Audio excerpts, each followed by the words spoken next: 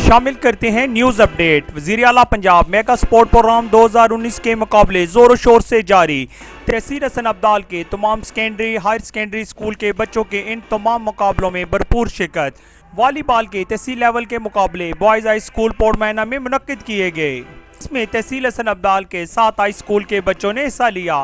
Final match government high school पोर्टमैना और government high school छपर उर्दू की टीमों के माबैन खेला गया। हाई स्कूल छपर उर्दू की टीम ने एसाब शिकन मुकाबले के बाद गवर्नमेंट हाई स्कूल पोर्टमैना की टीम को 1-2 से शिकस्त देकर तहसील हसन अब्दाल के हाई स्कूलों का चैंपियन होने का एजाज हासिल कर लिया और जिले सतह के मुकाबलों के लिए क्वालिफाई भी।